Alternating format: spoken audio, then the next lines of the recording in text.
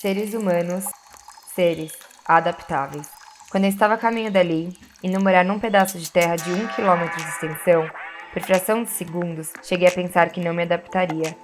O lugar era extraordinariamente paradisíaco, mas muito pequeno para se morar.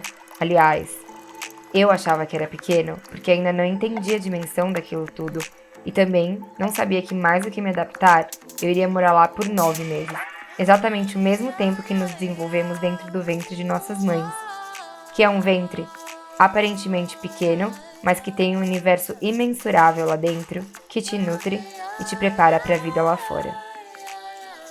Estava a caminho de uma nova jornada. Dentro de um barco como aquele ali que você está vendo, estava eu, uma menina cheia de sonhos e sede de viver as experiências de tudo que eu já projetava em minha cabeça desde os 13 anos de idade. Mas nunca pensei que esse dia iria de fato chegar, e sem planejamento nenhum, esse dia chegou. 2 meses antes de eu ir parar lá na ilha, eu tava morando na Tasmânia, no sul da Austrália, trabalhando. Só que acabou que eu me reconciliei com um ex-namorado meu. E aí ele falou pra mim, vem, volta aqui pra minha casa e tal, e era no norte da Austrália. Eu falei assim, beleza, tô indo. Eu fui, mas, quando eu cheguei lá, a gente tava, tipo, sei lá, 6 meses sem se ver. A gente não tinha mais conexão como casal.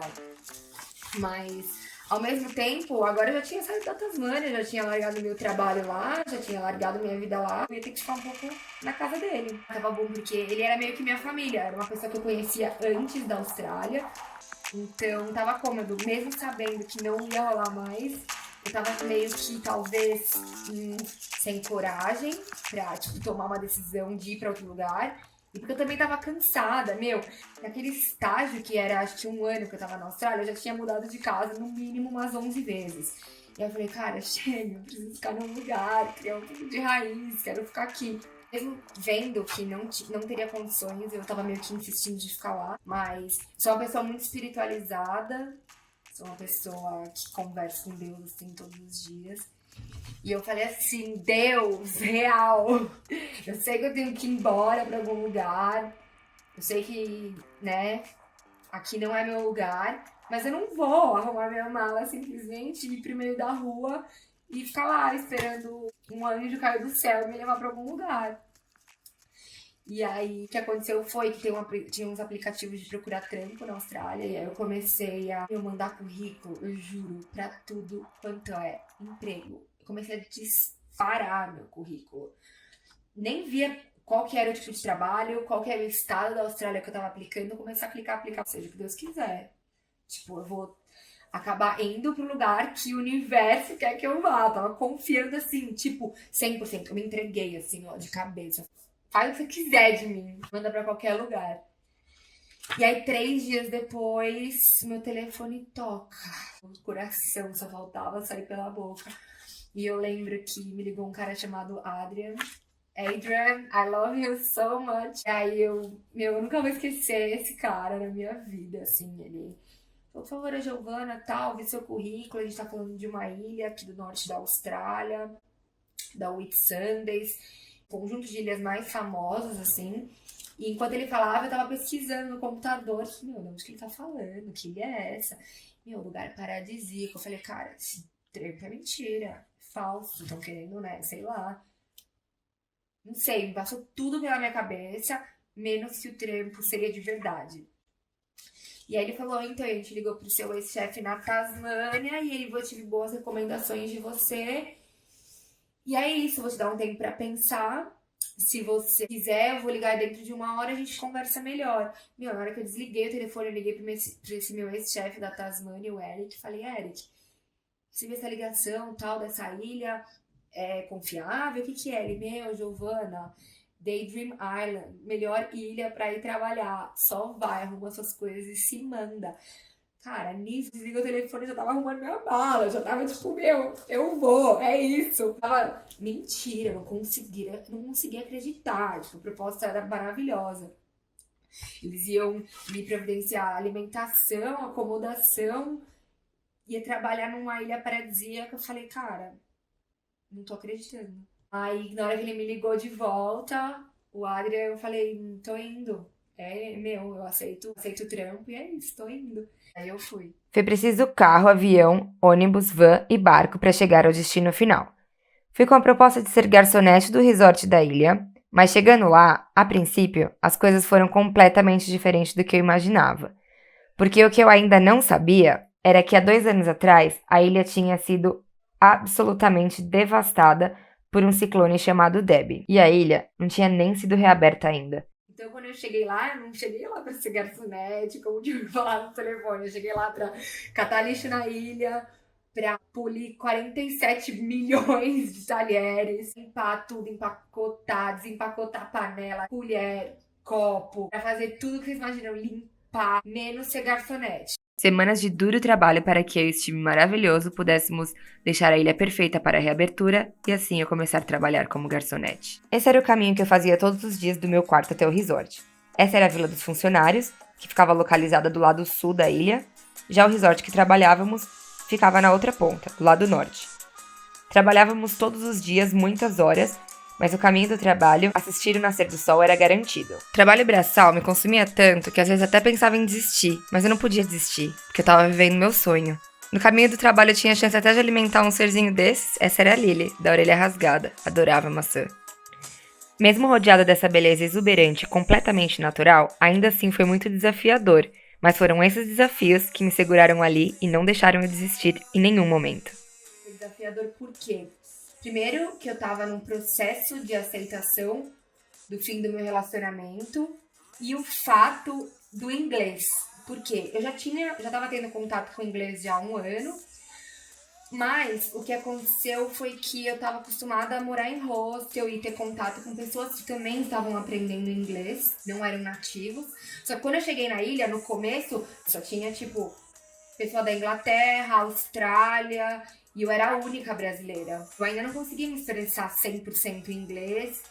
Eu tava muito tímida ainda e pela primeira vez na minha vida eu tava como se fosse num posicionamento do qual, numa roda assim de galera, de amigos, eu tinha que ouvir mais do que falar, forçadamente, porque eu sempre fui uma pessoa que quis falar muito, falar às vezes mais do que as outras pessoas, e às vezes eu percebo que e muitas das vezes eu não dei espaço para as pessoas falarem. Isso era meu ego, né? Gritando sempre. Isso foi um aprendizado, assim, muito grande. E eu falo que foi uma das chaves mais preciosas que eu ganhei do universo. Porque a partir do momento que eu comecei a ouvir mais do que falar, eu comecei a contemplar mais o silêncio e, consequentemente, eu fui me tornando mais observadora. E aí, isso me ensinou coisas maravilhosas e me abriu portas que eu jamais imaginei que seriam abertas. E aí foi quando de fato eu permiti que essa natureza toda me nutrisse. Hoje, quando fecho os meus olhos, é como se passasse um filme na minha cabeça. Remei, sorri, meditei, agradeci, chorei, senti saudades, muitas saudades. Mergulhei, me identifiquei como uma boa pisciana, até me apaixonei, me reconheci, aprendi. Pratiquei muito esporte, desenhei, me choquei culturalmente, pratiquei muito yoga. Conheci pessoas maravilhosas, encontrei até uma irmã de alma, que me suportou e não me deixou desistir nem nos meus momentos mais difíceis. Conheci pessoas esquisitas como essa australiana que me ensinou a ver beleza nas coisas mais simples da vida. Tínhamos até um grupo de rap, ficávamos rimando por horas e horas nas nossas varandas. Eu tinha também o grupo dos aventureiros, onde nos nossos dias de folga, costumávamos colocar nossos chapéus e pegar os caiaques para explorar as ilhas em volta.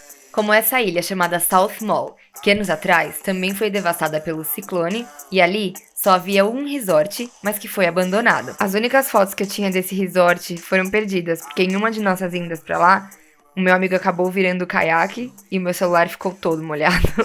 Às vezes encerrávamos a noite com uma linda fogueira, que mais do que nos aquecer, acalentava demais nossos corações e nos recarregava para mais dias pesados de trabalho. Esse era um dos restaurantes da ilha, mas nesse dia eu não estava trabalhando diretamente como garçonete. Aliás, estava trabalhando, mas indiretamente. Provavelmente a gente estava tendo algum treinamento e fazendo algumas degustações, porque mais do que ser uma garçonete, eu era uma vendedora. Tinha que vender os produtos, vinhos, os pratos, e tínhamos treinamentos altamente qualificados para isso. Eu nunca pensei que eu fosse aprender tanto sendo garçonete, porque às vezes eu sentia que eu era mais do que garçonete, eu era tipo psicóloga, porque lidar com o público e com o público que tá com fome não é fácil. Mas também não era difícil, porque com uma vista dessa, qualquer momento estressante que eu tinha, eu parava por um momento, respirava, olhava pela janela e aí minha bateria já era recarregada em poucos minutos. Ser garçonete, uma profissão que nunca tinha valorizado, mas foi a profissão que mais me proporcionou momentos incríveis. Mas como estava vivendo um sonho, uma hora eu tinha que acordar. Então, escolhi ter meu último momento na ilha tomando um banho no lugar que não éramos permitidos como funcionário, mas como era meu último dia, eu achava que eu merecia aquilo. Confesso que ao invés de acordar, queria que aquele momento se congelasse. E aquele foi sem dúvidas o melhor banho e o melhor choro de toda a minha vida. Meu último tchau foi pra esse peixe aí. O nome dele era Guardião.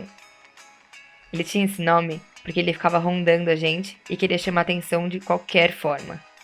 Mas tinham espécies bem maiores que ele e muito mais exóticas, como esse tubarão misturado com a raia, áspero que adorava um carinho.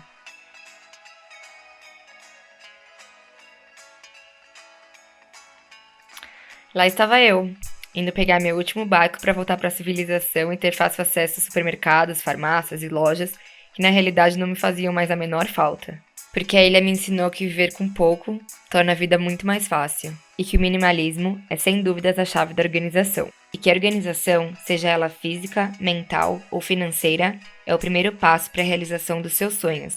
Por mais impossível que eles pareçam ser, não existe desorganização que não possa ser organizada. Te aconselho a ir atrás da sua organização e não desistir dos seus sonhos.